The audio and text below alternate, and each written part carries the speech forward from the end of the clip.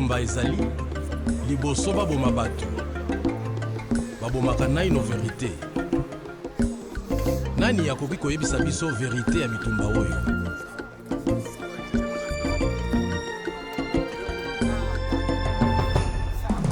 Comme des fils perdus dans une terre meurtrie, comme un rêve tout noir, le Congo s'assombrit.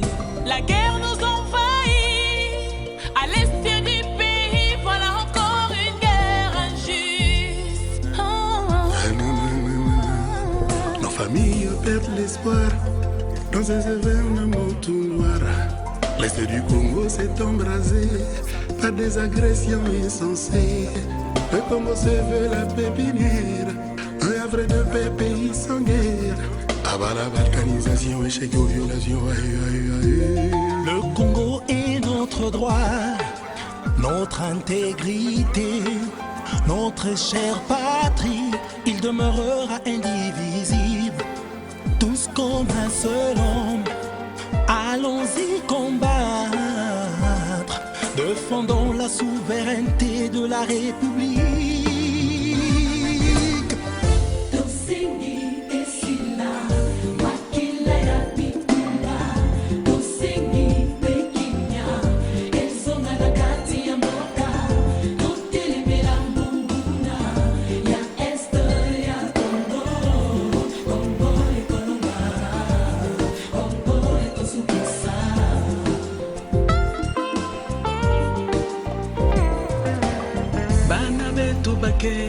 Vita mudinda, vita dilol Anubwa bubanj, nebu nenebwa jitunga Tuimana ibonso, tuifata balwishi Mujitunga, diabanka mbwa betu Nzambena ngayehu, wakalifa pena Kongo Kongo italokola ndoto Pourquoi kakalo bako nebelaka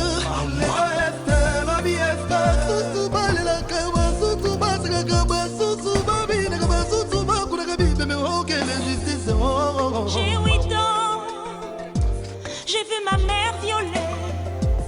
J'ai 10 ans, j'ai vu mon père tué. Tunataka salama na kimya na umoja juu ya Kongo yetu, tusimame. Elamba ya kodefa lata mwana mesure yokutelia. Ekomi ntango ya bomoko bitumba oyo esila libela banguna botika biso. Naye kusangisa kosangisa makasi mayele na baye balubi stop à la guerre à l'est. L'ONU, nous sommes là pour nous sommes venus nous demander quoi, manifester pour sauver les vies de nos frères et compatriotes congolais. Ça fait déjà beaucoup d'années, des années que nous venons toujours plaider pour les Congolais. Et jusque-là, il n'y a rien eu comme décision ou bien comme solution. Là, vraiment, ce que moi j'ai envie vraiment de dire à nos compatriotes, tout dépend de nous. Parce que si par exemple aujourd'hui on tue les Congolais et les Congolais qui souffrent, c'est nous qui donnons nous sommes incapables de nous défendre. Et si nous sommes incapables de nous défendre, cela veut dire que même la France, même les États-Unis, même l'Europe ne pourront jamais venir nous sauver. Nous devons prouver que nous sommes capables de nous prouver. Je vais vous donner d'abord les exemples de la guerre qui est au niveau de l'Ukraine. L'Ukraine, c'est un pays que l'Union européenne, les Américains ont laissé la Russie pour envahir l'Ukraine. C'est lorsque l'Union européenne et la Russie ont vu que les Ukrainiens étaient prêts à donner du sang, à se battre pour leur propre pays, ça les a motivés à venir protéger aussi l'Ukraine. Mais nous aussi les Congolais, nous sommes là, nous sommes toujours pour plaider, nous faisons que prier, on ne fait absolument rien, nous pouvons venir devant les Nations Unies, parler, même 100 ans, on pourra avoir des solutions jamais. Tout dépend de nous. Et tant que Congolais, je plaide à tout Congolais. Vraiment, prenons conscience de nous-mêmes. L'avenir du Congo nous appartient qu'à nous-mêmes. Nous pouvons beaucoup parler. Nous pouvons chercher de quoi. Les manifestations, mais qu'est-ce qu'il faut faire? Soyons pragmatiques. Oui. Qu'est-ce qu'on peut faire là? Pour, oui, en tant que jeunes, mieux vaut qu'on puisse se mobiliser nous-mêmes. Cherchons à chercher par exemple nous-mêmes comment nous armer. Parce qu'on a fait ce qu'on appelle l'embargo.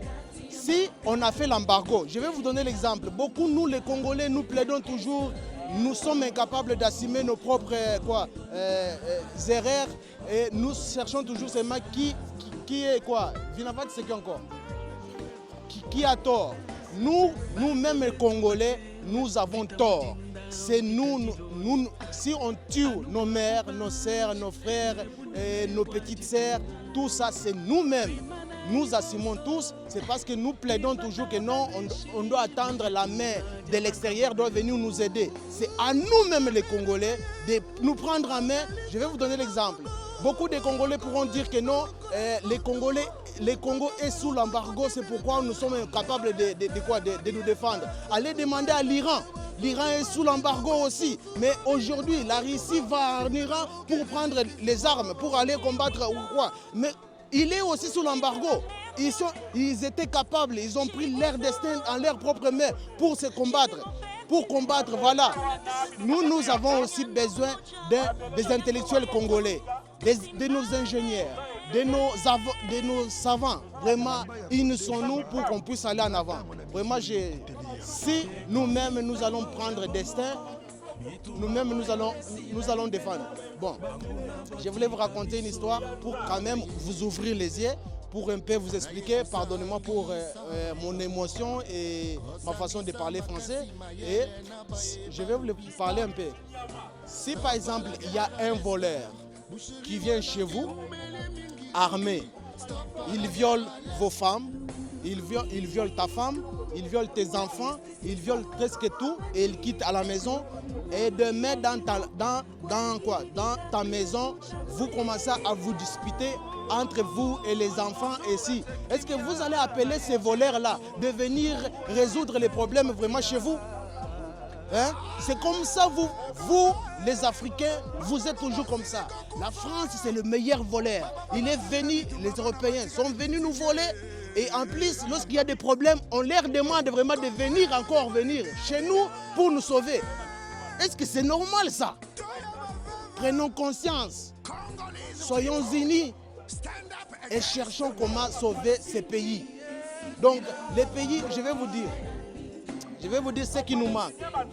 Le Congo, c'était un paradis. C'est un paradis sur terre. C'est notre manque de connaissances qui fait ce paradis-là un enfer. Nous tous ici, nous fuyons le Congo, c'est parce que nous cherchons le paradis à l'extérieur. Mais nous sommes déjà dans le paradis. Je vais vous donner encore un exemple, disant par exemple de l'histoire. Dieu a créé le monde. Lorsque Dieu avait créé le monde, donc c'est un Dieu, il avait deux enfants. Il y avait deux fils. Et l'autre, il a envoyé au paradis, et l'autre, il a envoyé en enfer. Ils se sont donné rendez-vous qu'après 1000 ans, ils devaient se retrouver.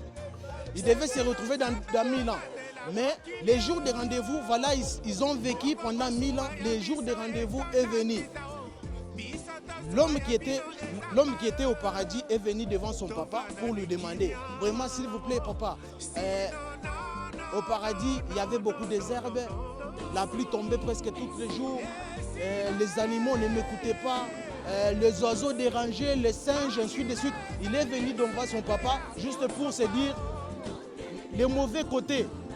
Mais Dieu lui-même était incapable, il était vraiment fatigué d'écouter que non, le paradis qu'il avait créé, que l'homme devait vivre à toute harmonie avec ses animaux, avec tout ce qu'il est, tout ça, voir que son fils n'a pas reconnu ça. Celui qui était en enfer, il est arrivé. En arrivant, il est venu avec de quoi ici, de fruits. Il est arrivé avec le pomme de terre. Il a donné à son papa pour dire par exemple, papa, voilà, merci beaucoup. L'enfer, c'était difficile.